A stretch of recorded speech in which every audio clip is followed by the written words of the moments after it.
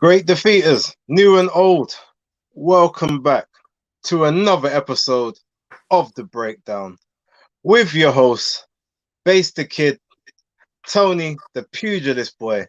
We are children of the game. How you doing, Tone? I'm good, my friend. Yeah, I'm.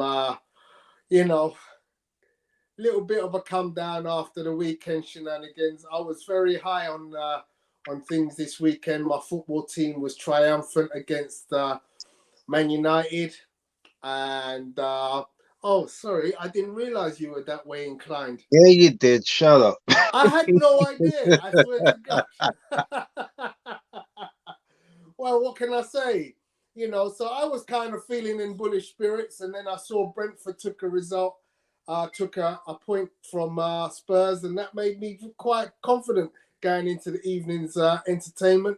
So I was looking for the trifecta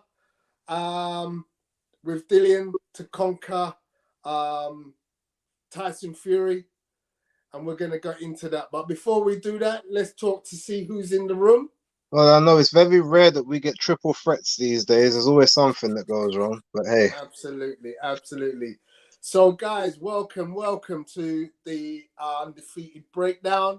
In the house, we got Mulla, big up, Mr. A, J Lanks, October Red, Cornell, Uncle Jonah, Danny from Fight Fan TV, That's up. Osborne, and Off the Canvas Boxing. Yes, good to see you in the house, Off the Canvas. Been a while, OTC, brother. big up OTC, big up October Red, big up to Danny from Fight Fan TV, Osborne, all day, every day, Mulla, you know what it is. Thanks for tuning in, guys, and for being early as well. We appreciate that. So, did man really put Furious? Oh, he's already put me in a bad mood. Has he triggered you? Nah, I can't let him trigger me. I can't let him. It's fine. I'm a professional. Oh dear. Right, so guys, let's get straight into it, and let's just have a recap of the main event of the weekend. None other than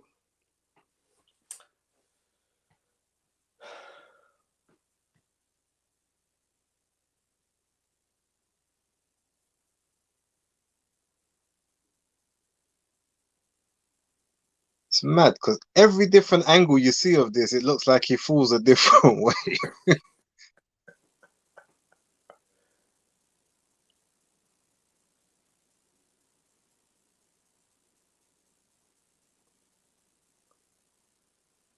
Okay,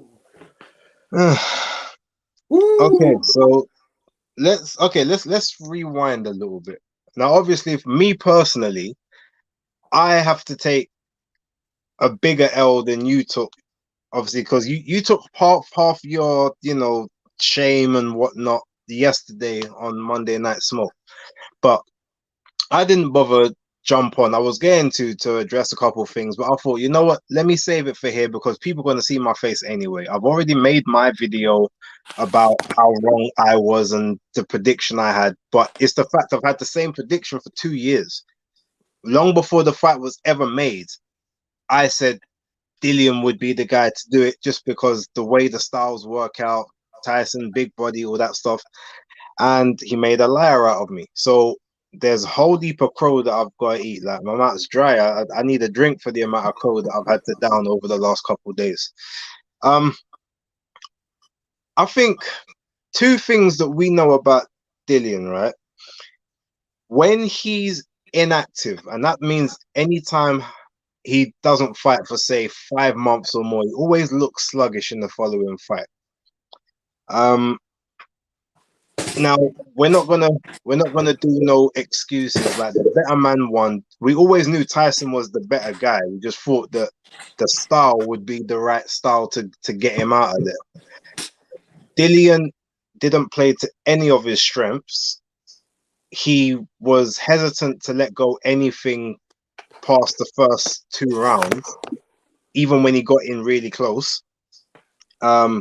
He did a very good job of actually like cutting Tyson's exits off the way that I said that he would have to last week.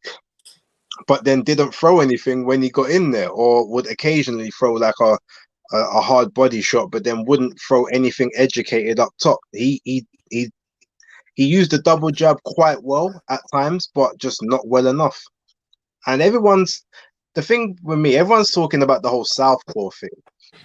Like you and we was watching it when it was on. You, me, and Danny from Fight Fan TV. We literally we were shocked when he came out that way, but he had huge amount of success. There's no one that can tell me that Fury won that first round. Like Whyte landed the more punches.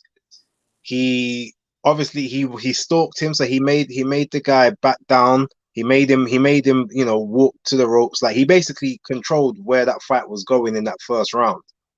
Then for some mad reason decides not to either continue with it in the second or not go back to it in the third once he saw that the second started to get away from him a little bit. So it was just a very flat performance. Time out of the ring, maybe, probably too heavy, packed on too much muscle.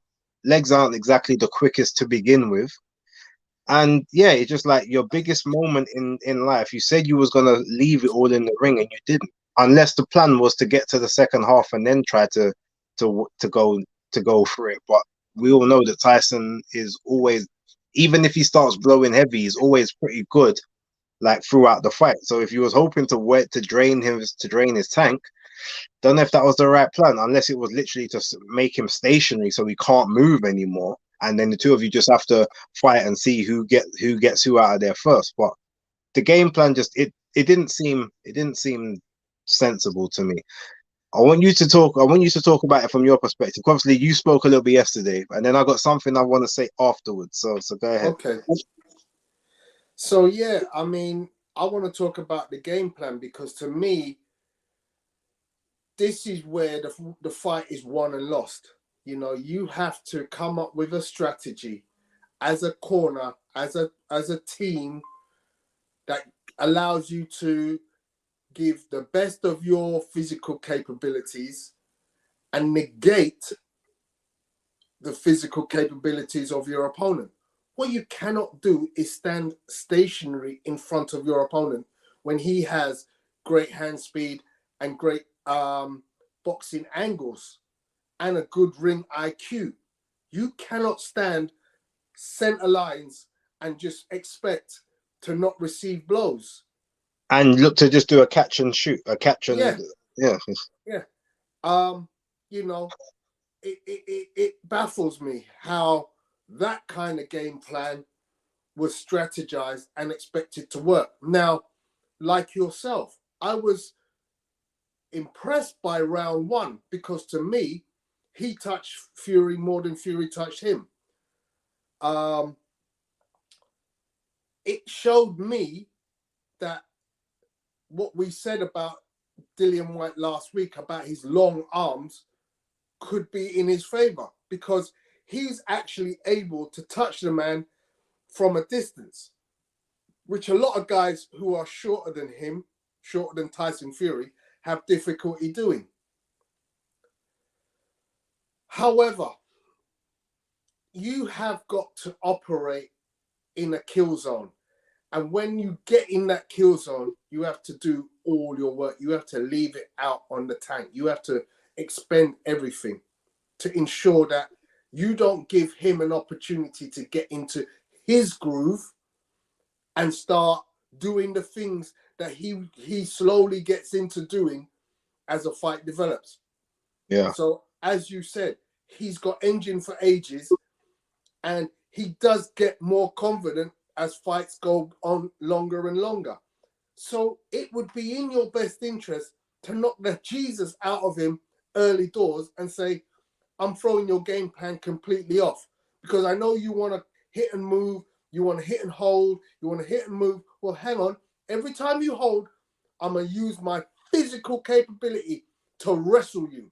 I'm the one with the MMA background. I'm going to use everything I know about wrestling, entanglement, to ensure that you don't tie me up.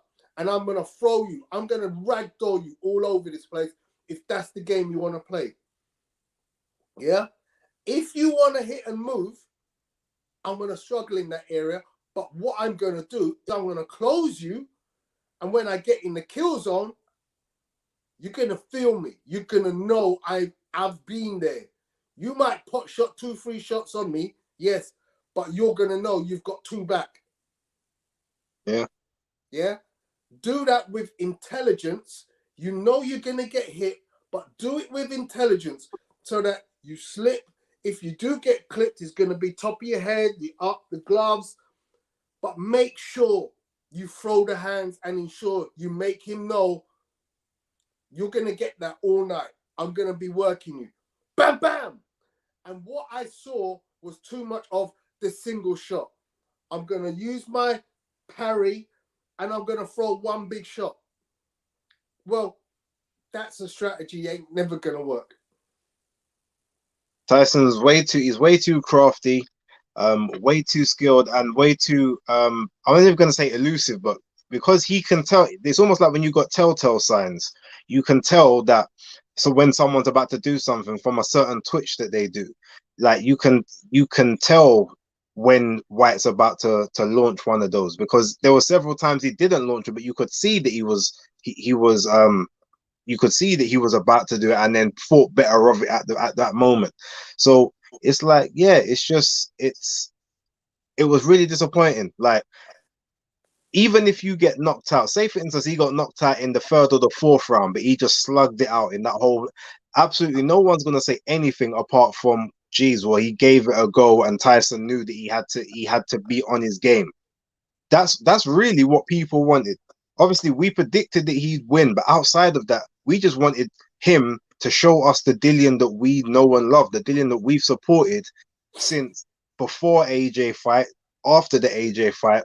Obviously, for the people that do, obviously, I know there are some people probably watching that don't like Dillian and never have liked him. Cool, that's fine. But we do because as he said, I find a way. I find a way to get the job done, no matter how hard it is. And yeah, they've all been hard, but he's never performed to me this badly, even against the taller guys. Like the Whyte fight aside, I still would say like he didn't perform as badly in that fight as he did in this one. And yeah, Hilarious. I don't know if the inactivity, again, if that was really a thing, or there's too much muscle and he just couldn't get out of the way. If he got stage fright, if he just realized too late that the reach was too much than he thought. But that can't really be the case when you've been in the ring with this guy for months and months on end. Back in the day, you know who he is. Even if the speed, even if the IQ is different to what it used to be, the body's the same as the guy that you've been in the ring before. So you should kind of know your distances already. The Al Kuya says he thinks it was because he was exhausted. I can't see how a man can be exhausted that quick. I appreciate that if you have lots of muscle, build lots of muscle, which he clearly did, you're going to deplete your energy stores much quicker. But you'd have to still do a hell of a lot of work, which he clearly didn't do. Yeah. There's absolutely no way you can throw like less than 100 less than 100 punches and be exhausted. Like you shouldn't be winded. That he threw about what 9-10 shots in the first round, 11, and landed about 6. You ain't supposed to. You can't be blowing hard after that. So it had to be something else. Yeah. And obviously that long ring walk probably didn't help. The both of them, like his long one, then Fury's long one afterwards. Apparently he was doing full out workout session in the gym beforehand. I mean, in the change room. Yeah. Like maybe it all wasn't of that. full. It was. I mean, we saw some clips of him skipping, hitting the pads, but that's He was no doing different pull-ups as to what well. most people do. Really Yeah, no, but isn't. he was doing pull-ups as well. He had the gym apparatus in there. Yeah. I've seen that as well. I don't know if they were weighted or what, but he was doing a lot. Yeah. So, but ultimately, look, we obviously can dissect how badly I'm not going to say he actually did, like, it wasn't a horrendous performance. It was just a really bad one from him based on what we know. But we also have to say Tyson Fury showed the levels that he is above Dillian Whyte, unfortunately. Like, he showed his angles, he set certain things up, There was times when he actually went to feint certain shots to see what Dillian's reaction would be. Then the next time he didn't feint the shot because he knew exactly what Dillian was going to do. The check left hook that he did, which made before he slipped that wide looping right that Dillian tried to throw, like his movement was, I'm not going to say it was next level because I've seen him move better, but everything came together. He seems like he's found his like optimum weight, that mid 260s. There was still no power on the straight shots, but everything else that he threw was it had some snap on it. It was, you could tell that it was frustrating and it was touching and hurting Dillian. His straight shots have never been that powerful, but I've always said, I mean, what you said there just I kind of slightly disagree, because I don't feel that Dillian was hurt at any no, I point didn't say in he the was fight. hurt. I said it troubled him more than he expected. Okay. I didn't say it was hurt. But what I'm saying is, like, you could see that the shots were doing more damage in terms of, oh wow, I wasn't expecting that, than what he would have been used to or what Fury used to unload. But I always said to people before, he's got power when he puts his body into shots. So his hooks are always very powerful. It's just his straight shots that never had any power on them. And I've always judged that from like the Cunningham fight. So yeah, that's kind of how I see that. I guess from that, the next thing we have to kind of look at, do we want to address this question down there? Okay. Right, looked like Dillian thought he was a top boxer and weren't willing to get clipped on the way in. See, now I know Dillian knows he can't outbox Tyson Fury. There's no way, and that lends itself to the following question as well, from Kelly. Why did Dwight even fight southpaw? It's not his style. You know, you don't need to be a genius in pugilism to know that Dillian Whyte is not going to outbox Tyson Fury. You know, he has no amateur pedigree at all. Yeah. So it's not like I had to say to Maestro last night, when you're talking about Deontay Wilder, you must remember Deontay Wilder fought in the Olympics. That requires fundamentals to be learned, because you don't get to that level of even representing your country at Olympics unless you have learned fundamentals. Dillian Whyte never got that. Yeah. He came into the pros with his background in MMA and kickboxing. Yeah. And he learned on the job. Yes, he had an amateur fight. He had some amateur fights, but nothing to the level that you could turn around and say, yeah, look at what he's learned. Yeah. So he doesn't have, and you look at all of his fights and you can go, yeah, he boxed well against Povetkin, but his style is predicated on, I will force you into backing up and unleashing hell into you. Hence the coined the phrase maximum violence. Yeah. You look at his fights with Chisora and there's no boxing involved there. It's, look, let's have it. Yeah. It's not like, oh, watch me step up on my toes and flick the jab out, go to the body, switch hit. Nah, that's not his game. I'm going to be here. I'm going to terrorize you with violence. You're going to feel the pain. You're going to feel the pain. And if I don't wear you out, hopefully you felt more pain than I felt pain. Let me, to address Kelly's question from my side, I believe he done it to try and confuse and to sort of mess up Fury's rhythm and his game plan. Because when you're training for Dillian Whyte, you're never ever training for Dillian Whyte to start a fight in southpaw or to fight you, in a mirror image of yourself. Like, Fury can fight both ways, but he doesn't like fighting southpaws either, because everyone knows that when you fight a southpaw's best technique is against an orthodox fighter. So it was like he was never going to switch southpaw in that round, because it's uncomfortable to fight another southpaw in that way. So that confused him. Like, wow, where did he get this from? Why would he try this? And by doing that, he hesitated that entire round. He threw out 2 shots in the entire round. One of them connected, the other one was blocked on the gloves.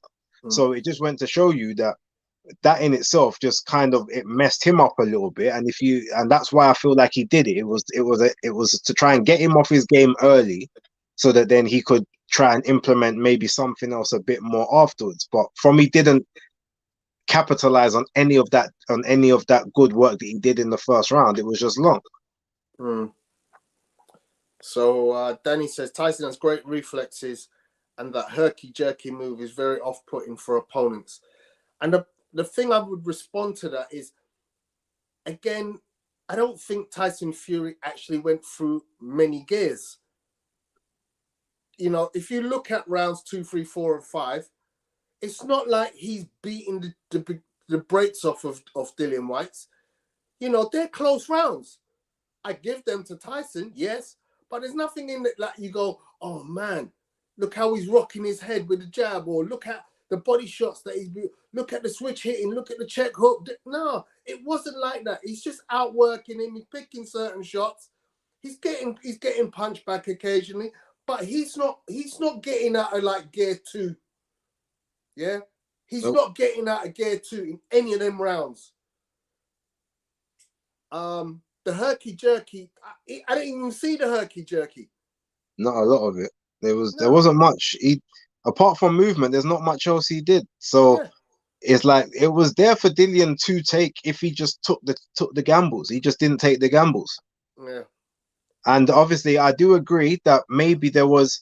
I'm not sure if I would say necessarily nervous energy, because obviously there could have been. Like, people express nerves in different ways, but I think like the long ring walk for Dillian and then the long ring walk for Tyson, being in the ring 16 minutes in that cold air, that probably didn't help. Kind of like there was literally, and then you got like the 5 minutes plus of they got 5 minutes of the anthems and the weigh-in talk and all that stuff. So there's literally like all of this stuff going on before the fight starts. A good half an hour you're in that ring, like in the cold, in the atmosphere, before you even like really started off. So yeah, he could have been a bit more of a detriment to him in that sense as well. But that being said, like I said, I'm not taking anything away from Fury's performance, because like you said, he didn't come out of second gear and he controlled things pretty easily. I would say from the third on. The second was it was a very close one. Even though rounds 3 and 4 were somewhat ish competitive, they were still very well controlled by Tyson. Until obviously we got to a bit of the nastiness, and maybe the ref should have let some of that go, because I feel like that just would have made, because the way the fight was turning at that point, it wasn't really like a great barn burner. Like let them tussle on the inside, let them, maybe not punch in the back of their heads and all that stuff, but leave them to it and let them work it out themselves. Yeah. So I'm gonna open this bit up because I feel like I didn't want to go down this. I know there's a lot of comments in the chat about trainers, and obviously the fact that this strategy and the recent fights have all been under the tutelage of Xavier Miller, and he's coming in for a lot of criticism. In the same way people are saying that AJ needed to leave Rob McCracken, they're now saying, well, Dillian is no longer going to go anywhere if he stays with Xavier Miller. Xavier Miller is a good friend of mine. We work together in similar gyms. I want to pour water on that fire. Hold on, let me go before you go, because obviously, like you said, he's your friend, so you've got a bit more vested in this. I don't know him. I think personally he's a great guy, right? From what I've heard from the stuff that he does in the community, I've heard a lot about Xavier Miller. And before I was like, no, do you know what? Let him do his thing. Like, he'll get it right, because they're still building together. They've only been together 2 years. They've had 3 fights. 1 fight's put. There's only so much you get to work. Now, on one side of things, I can say, okay, you look at him with Miller, and he's 1-2 right now. Lost 2 fights, won 1, and the 1 fight he did win was against someone who shouldn't even have been in anywhere near a ring in the first place. But you then also say, no matter how much of a decline Povetkin was in at the time, he was still a legit top 5 heavyweight at that particular moment in that first fight. And Dillian performed probably his best boxing display at that particular time. You kind of say that. He got caught, he switched off, whatever, but that's kind of how I would judge that one. Second fight, you can't count it because ultimately, like I said, Povetkin coming off COVID, he looked out of it on the ring walk to the ring. He was in a bad way and shape.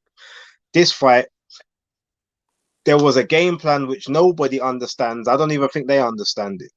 Now, that being said, I've given him that because he's had to catch Whyte when Whyte's been in the ring with his 2 technically best opponents, which is unfortunate. Because Fury, as far as we're all concerned now, is the number 1 heavyweight in the world because no one's been able to prove that alone, right? Povetkin, the biggest amateur pedigree Dillian's ever faced, an Olympic gold medalist, like basically done everything in the pros except win the super title, the super version of the WBA title, even though when he had the WBA, it wasn't called a regular at that point. It still had the mandatories and everything. So you have all of that.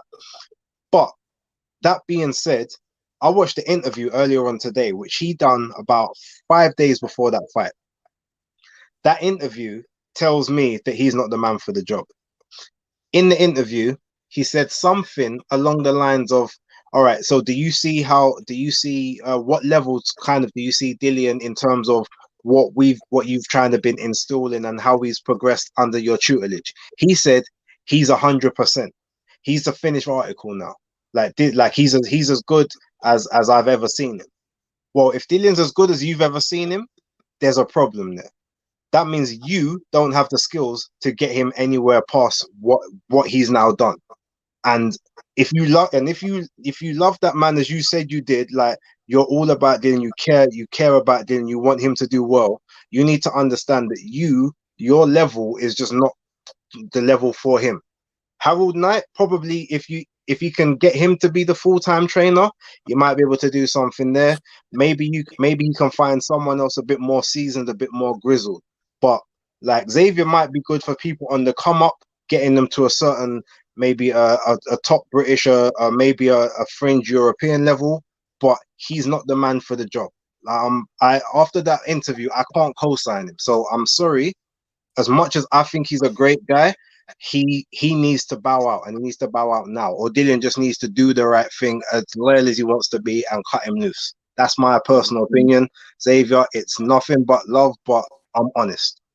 Now you can say what you need to say. Yeah, no, I mean, look, who you pick as your trainer is a totally individual thing. What you have to remember is there's a lot of guys in a camp. There's a lot of people involved. You got nutritionists and strength conditioning coaches.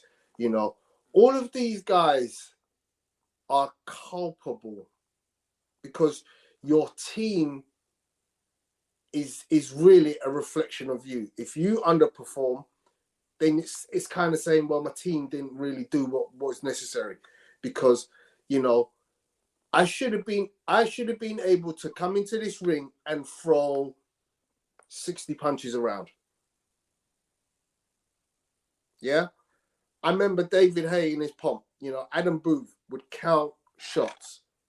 You're coming out, you're gonna throw 180 punches around. Now, don't expect Dillian Whyte to throw 180 punches around, but you've got to set a target and you've got to say, this is the work rate to which we're going to work. Because I know 12 rounds of this you can do. Yeah? That's a simple thing for me. If I'm a trainer, my job, and this is one of the things I will always tell fighters when they're going in, I can have a guy look like $1 million in the training in the gym. What he does out in front of the cameras, in front of the lights, under the lights, in the squared circle, quite often like chalk and cheese. Because what tends to happen is my biggest problem is a guy freezing. Yeah. So my job is, look, I have to ensure that when this guy's warming up and he gets out to the ring, he's just going to throw hands. If he fails to throw hands, I see that as a reflection of my job as a trainer.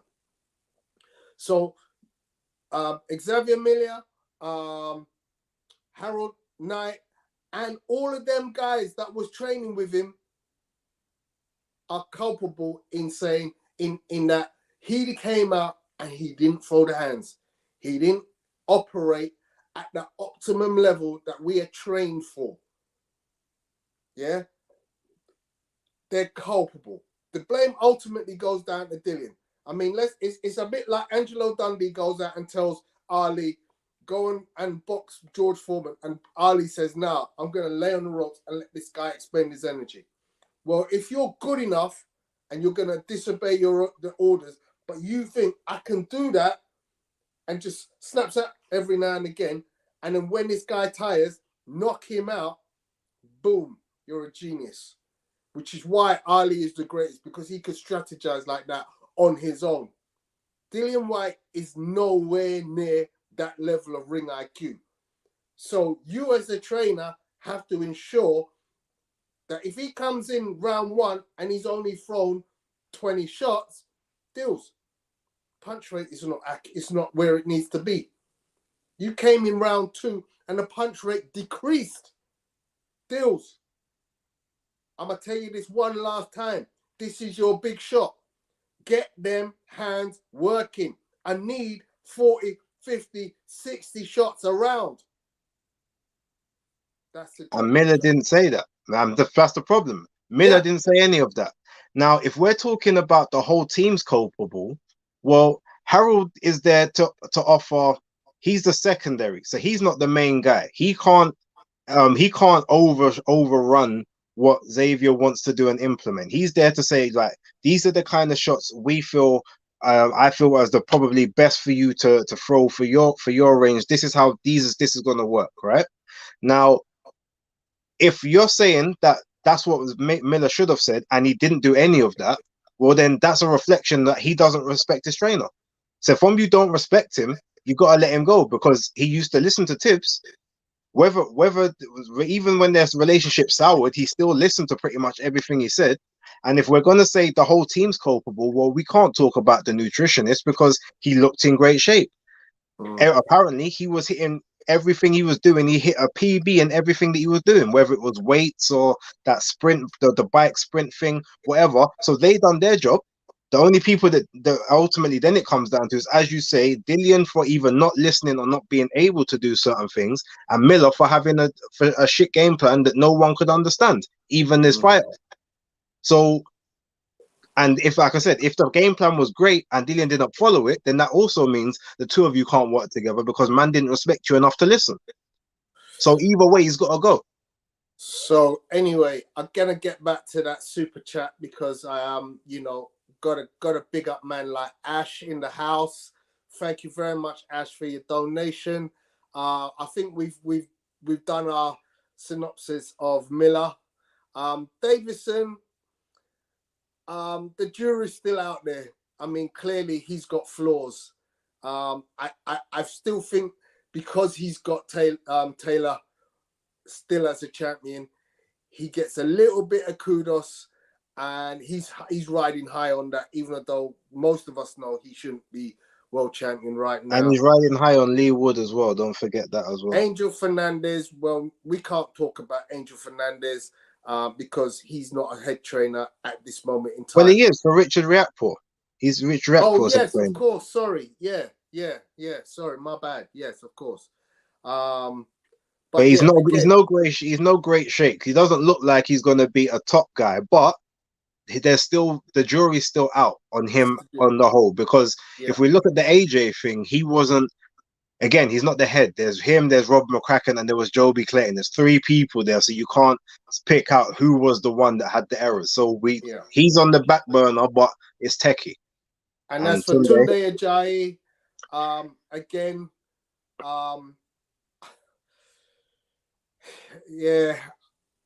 Yeah, I Go on. don't think I I think Ajayi's got something about him, but he ain't the answer for Anthony Yard, and I don't know if Anthony Yard has got actually the necessary skills.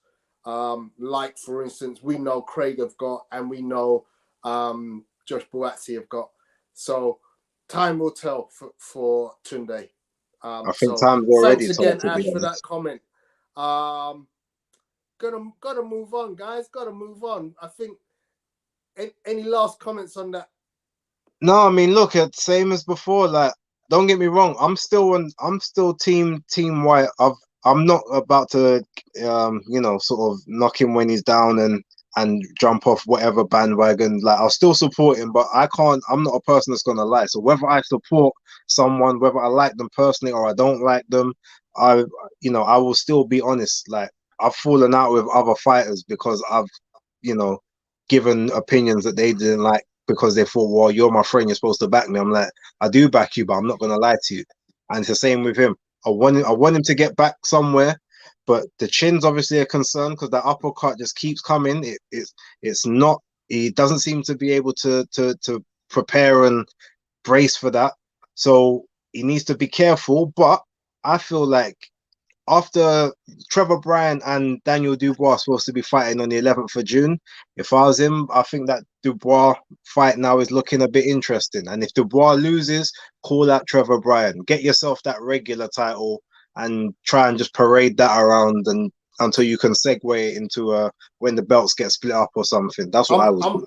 I'm gonna be honest. I don't see Dillian Whyte wanting to have any further dealings with the WBC because he's Yeah, that's why I wasted said so get the much money. WBAs. That's what I'm saying, the WBA. Right? Yeah. Okay, let's move on. Let's move on because, guys, I've seen all your comments.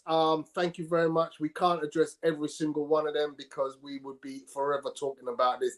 Clearly, there's a lot of backlash, and you know, it is gonna carry on. It's gonna carry on, but we have one hell of a weekend coming up of boxing action. Hold on, before we And get to that, hold on. Before we get to that, we oh, need, yeah, sorry, yeah, yeah, we need to give a quick, so we need to give a quick round of applause to Nick Ball for coming in to upset the show against Isaac Lowe. You know, one of Fury's mates who gets on only because he's a mate of Tyson, but he came in and showed what it means to take your opportunity because yeah, this was his opportunity, and now he's showed himself up on the big stage. He's gonna get a lot more work off of this. That low center of gravity, hard to push. Hard to aim down when someone is giving you that head movement, giving you angles from such a low crowd, swinging those big hooks. He even operated the double jab at times to get himself in close. yeah, And yeah, he just put a whole beating on Isaac Lowe. Obviously, the yeah. eye injury probably didn't help matters too much for Isaac, but yeah, Nick Ball took his chance. So well done. Even Well though done. we both, we could talk again about what happened with the ref and when he was through the ropes, but we're gonna leave that because that's another 15 minutes we could talk about. But yeah, that was a bad call from the ref, but ultimately, it didn't matter because the writing was on the wall. Yeah. So yeah, that was actually a nice fight. We enjoyed that. I think that was the only good fight on the undercard from what I saw. Well, yeah, I mean, we kind of were watching some of the Eco Esserman fight against Darren Tetley, but unfortunately, we weren't really concentrating on it because we were getting so excited about the main event that we were talking about what was about to descend upon us. Yeah, But we were doing a congratulations, live. Eco Esserman, on his win. Yeah, we were doing a It looked live. like a decent scrap from just sort of glancing at the Yeah, corner of my eye. like we glimpsed it, but we were doing a live episode of the breakdown with the great defeaters that were there. So we had to Yeah, one fight had to get sacrificed, and this is the one that it did. So it was. yeah, Yeah. we saw bits and pieces, and maybe we might watch it back, on a free stream or when it comes on the BT Sports YouTube page or whatever. But we didn't see it, so we can't really break it down as much. But yeah, congrats to Echo. We're looking at what he can kind of do next. I think I've said that for me personally, he should try to win the British title outright. So he's had one defense of it. He won it. I think that's his first defense. So he now needs another two before he can actually win it outright and take the belt home and everything. So I think he should go for that because I don't know if world honors are sort of in his grasp. So I think he should call out Chris Congo next, who's just above him in the ranks. And if you get past him, then you call out the sort of the next British guy that you can, or whoever the mandatory is, and win that belt. And that's a record that will stay on your legacy like forever. So that's my personal opinion. Tony, what about you? Yeah, I agree. I agree with you. You and I talked about this before we came on air. We looked at the rankings. In the pecking order, Chris Congo does sit directly above him in the box rec rankings at 42, Esselman at 50, and that does make sense. So yeah, keep doing you, my brother. Look, Bruce Kai and Ash has said Ben smashes Esselman, but look, my guy's going about his work. He's doing what he needs to do. I think it's too early to see and know where his ceiling's going to be, but keep doing, as I said, what you're doing. If you take on Chris Congo, that's going to be a live fight. That would be a live fight. I would love to see that one. And then obviously the winner of that, I'm sure, has opened doors to some of those bigger fights in the UK situation. Yeah.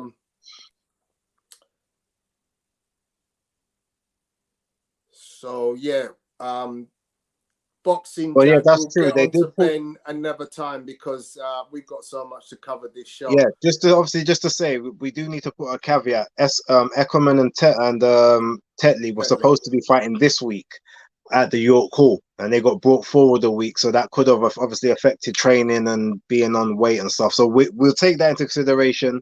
But again, we haven't seen it, so we can't tell how bad the fight was or how good in that sense.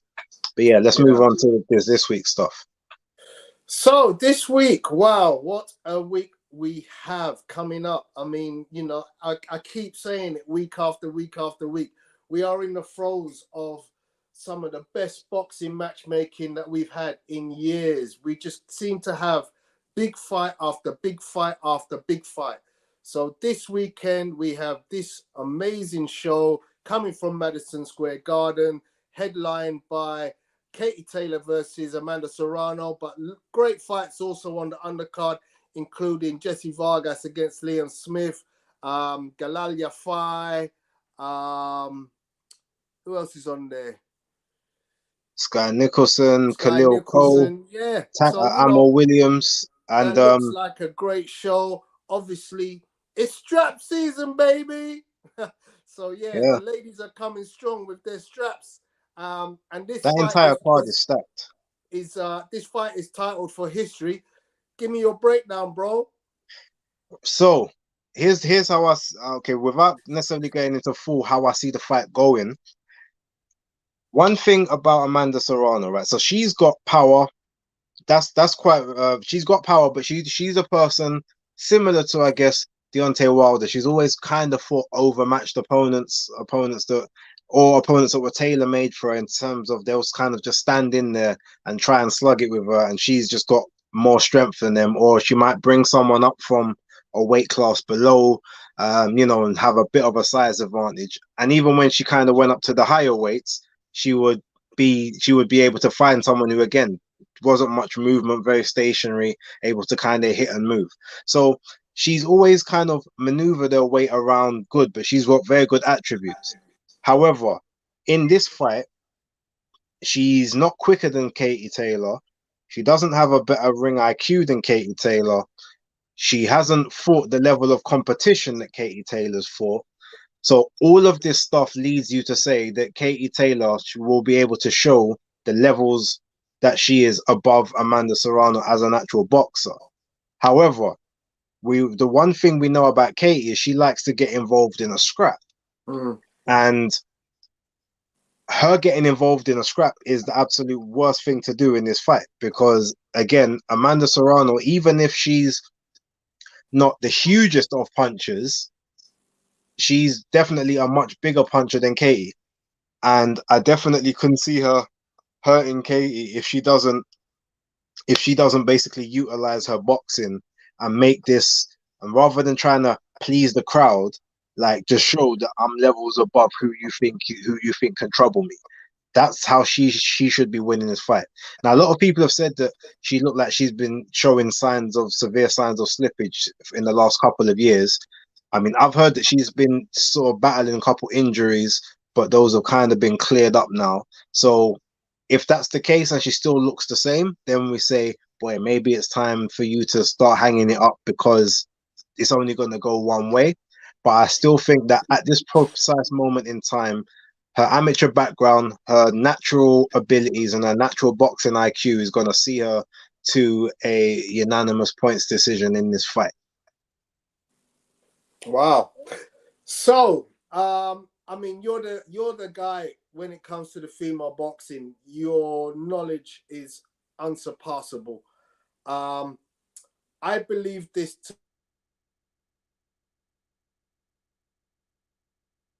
be a very interesting fight. Taking her shots. She's a volume puncher. She's all about, I'm gonna throw 8, 9 punches at you, and 6 will hit. You know, I believe Delphine Persoon was the winner of their first battle. Katie Taylor clearly won the second, the rematch. But the fact that I shouldn't say limited, because I don't think she's a great boxer, but Persoon, to me, has nothing on Amanda Serrano. But what she does have on Amanda Serrano is work rate. So when you look at that and you say, okay, what will your strategy be to beat Katie Taylor? Is you have to be aware of her work rate. You have to be aware of the way she throws punches in bunches. If you can overcome that with your own strategy, whether that's going to be pick a move or outwork that, then you got a good chance. And bearing in mind the level of opponent that Amanda Serrano presents, I believe she can do what Delphine wasn't able to do and hurt Katie Taylor, because she's a very hard puncher. That could deter Katie. You know, I often wonder, does Katie not feel pain? Because she's, as to date, I've never seen her rocked. She got rocked in the first Persoon fight. Okay. Towards the end, like the last couple of rounds, she was getting rocked. I'm gonna leave it there. I find this match very, very intriguing, and I'm gonna cast a question, which was asked of me last night by Maestro on his Mano a Mano podcast, which is, which fight do you watch? If they're both on at the same time, do you watch Katie versus Serrano, or do you watch Shakur Stevenson versus Oscar Valdez?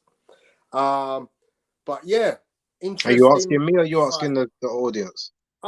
Guys, put it in the chat. Which of the two fights do you think? I see guys are already weighing in on the Shakur Stevenson fight. But yeah. Well, if you're asking me, I'm watching. I would watch Serrano and Taylor purely because is there enough slippage from Taylor for Serrano to be able to take advantage of, or can Katie Taylor show the levels above Serrano as a boxer that she is? But it's a monumental and a historic moment in time for women's boxing, for the elevation of their sport and all that kind of stuff. So it has a lot more legacy on it as opposed to just a unification match. However, on the other, one sec. Okay, I know Amanda's got power, but would you say she hits harder than Natasha Jonas? No, because Natasha Jonas is a naturally bigger girl. Natasha Jonas was like, you can tell that her powers carried up with her to 140, which means that she was probably draining herself down initially. So yeah, I would definitely say Jonas is a bigger puncher than Serrano. Right, Jonas is a bigger puncher than Serrano. Oh, Serrano, right, base. She took her shots. Yeah, so I agree. So I would watch that. However, and to be honest, even though the other fight is a great fight, I literally see like Shakur Stevenson just beating the brakes off Valdez for every round until it gets stopped. I don't really see it being as competitive as it should be.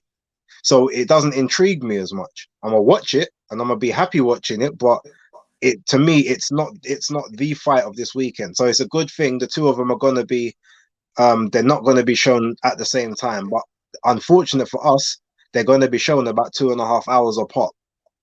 So if we gotta stay up till 4 o'clock for Amanda Serrano, then we gotta stay up till 6 for that fight. Cool. All right. Any of the undercard catch your fancy? The whole undercard. Franchon Cruz Dezern against Aline Cedar-Ruz. That's going to be a great undisputed fight at 168 pounds. Vargas versus Smith. Remember, that was supposed to be the main event of a previous card. So you imagine you got that main event now on someone else's undercard. Galao Yafai against Cartagena in his second fight is going to be great. Sky Nicholson against Davis. Like that fight is going to be very interesting, and don't be surprised if Nicholson actually gets the knockout in that. Even though Davis is probably one of the better opponents that she's actually fought. Like Rashad Matty, like he's always fun to watch. Khalil Cole, I've been high on him for a while. I hope he's got his weight issue, sort of sorted out now, because he's definitely the goods moving forward. And obviously you got Ammo Williams, who's always fun. Like the whole fight, I'm happy to watch every fight. There's no toilet break fight in there for me personally. Yeah, for sure. So, we'll move on. I got a little clip for our next one, haven't I? Yep. They both have what the other wants. Championship gold. Valdez, the WBC champion, after the knockout of the year over Miguel Burchelt. Oh my! Explosive! And Stevenson, the WBO champion, after his destruction of Jamel Herring. This is a TKO victory for Shakur Stevenson, and he is a two-division world champion. So, this one is a unification. WBC, is it WBO? And Yeah, WBO. WBC and WBO titles will be unified. We love a unification. Of course. God, love a unification. So, this is great that we're getting all these unification bouts coming one after one, weekend after weekend after weekend. What's your feelings on this one, my brother? I just told you, Shakur Stevenson just beats the crap out of him all fight until it gets stopped. Okay. That's literally, it's either going to be a TK or he's just going to inflict a serious damage on him round after round after round and win a very easy UD. Like that, Oscar Valdez has nothing for Shakur Stevenson. He's too technically gifted. He's too quick. He's too fresh. And now he's getting his man strength. So every shot is still gonna land and gonna cause damage. The problem with Valdez is he could actually win this fight if he wasn't a person that wants to play to the crowd. Like he likes the crowd, obviously the adulation and being in the tear up and having them remember that as a true Mexican, that's his thing. So that's the one thing that's gonna impede him from being able to box properly in this fight. Because when he's down on the cards and he's getting outboxed, rather than adjust his game plan, he's just gonna try to go balls to the wall, make mistakes, and Shakur's gonna pick him off. So yeah, I believe Shakur beats him. I reckon it gets stopped around 10. Okay. I mean, I'm going to say Valdez, to me, shows incredible fortitude. His ability to run, look, he's been in some wars. We know that. Yeah. The kid's got nuts. He's got it. He's got the cojones.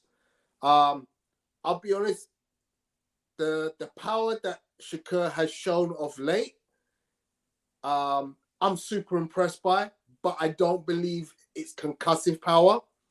I just think he's getting so good at selecting great shots, combinations, and wearing guys down. I mean, you know, he's not like Gervonta. He hasn't got that kind of power. He never has. I expect this to go the distance. I expect Valdez to do what Dillian Whyte didn't do and make this uncomfortable for the boxer. This is a fighter versus boxer scenario. I do expect the boxer to win because he is so good. I agree with you, Base. Boxes Valdez's head off.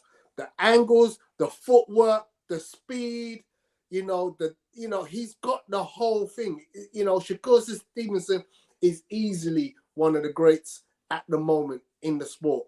And with all things being equal, he should ascend to the throne undisputed because he has it in him at this weight, at the next weight up, and possibly the weight next after that, if things go right. He's still growing. Got plenty of room to fill out. Absolutely. So looks like most of the guys believe exactly what we're saying. But I do think Valdez will be there all night long. And I do think, you know, he has to make this fight messy. He has to try to make this fight as messy as he can. Didn't see much of an undercard. Let me just catch. Yeah, you got Keyshawn Davis is on the undercard. Yeah. I'm gonna bring that up. I just want to catch the comments very quickly. Looks like it's Craig Richards' birthday this weekend, so happy birthday, Craig. Hosting a fight night. Tell him I'm coming around. Secure me a ticket. Okay. I don't think Sky Nicholson will get a KO, says boxing pound for pound Jack. I said don't be surprised if she gets it. Danny says I got Liam Smith beating Vargas. I agree with that one. So yeah, I think we're pretty much caught up there. Let's have a look at that measly undercard because it is, to me, it's a joke. You know, they only threw that on today. Yeah. There was no undercard before today, so it was a joke. And this is the weird thing. You look across the wall, across the other side in New York, you've got this amazing card, and then Top Rank have got this for an undercard. You know, but you know why? Great main event. And then do you know why though? I'm going to give them a slight blight, and I'll tell you why. Because the two streams, even though the main events ain't going to be on together, the streams are going to overlap. I don't think they wanted to risk spending too much money on like bigger fights and possibly not have anyone see them. Yeah, because they're not going to be. So they're like, okay, we'll get the prospects out. Keyshawn Davis he's building his platform, so he should hopefully get seen. Nico is still an undercard fighter, so he's just there for the name value. Outside of that, the other fights. How you putting Nico Ali Walsh in a 4-rounder, 3 fights or 2 fights before the main event? That's just joke. Because they're only showing those on the broadcast. All the others they're not actually going to be on the broadcast. And then you look at the rest of the card, and you've got like 2 8-rounders and the rest of 4 and 6. Yeah, so but none of those are going to be on the broadcast. That's what I'm saying. Like, they're literally the whole thing. This whole event is literally only about that one fight. It's not about anything else. Joke. That is a joke. I mean, the people who are paying good money to go in and see that fight, you know, that's just a joke. I mean, there's just no way you should not have, you know, even if you have an NABF title in there, that's at least a 10-rounder. But what is that? That's a joke. But Tony, but you know what though? You know what I'll say? At least it's not pay-per-view. Yeah, true. So, guys, am I forgetting anything, Base? No, I think we got everything there still. Yeah. So, I thought we was going to overrun, but we appear to have nailed it. Right on time, as it should be. So, any last closing comments, my brother? No, I just want to say, look, as I said, I had to take my crow all week. I'm gonna continue to do so, but we move. Sometimes, you know, it's not how you lose, it's how you pick yourself up from the loss. Dillian will be back. hopefully with a better corner, correct himself. Matchroom's running things this weekend, but Shakur and Valdez is going to be a great one, and I look forward to breaking down all of that action next week. So from me, I want to say thank you. I'm out, and as you guys know, if you want to catch my channel, I might have a video going up tomorrow, another Femme Files, but it won't be based on the women fighting this weekend. Just catch me, BaseDaKID, the hardcore casual. Catch me at BaseDaKID on Instagram and BaseDaKID or BASE on Twitter. And yeah, all good. Salute. Dan, in terms of that question, bring that to us next time when we break the fight down from the winner. So we'll answer that question next week when we review the actual result. But guys, appreciate your joining us tonight. You know, as always, have a great week. Enjoy your weekend of boxing action, and we will see you again. Look out for October Red News coming all through the week, anytime. Travis and KG will be available on Thursday with the podcast, and then Monday Night Smoke, and we'll see you next Tuesday. Keep them up. Have a good one.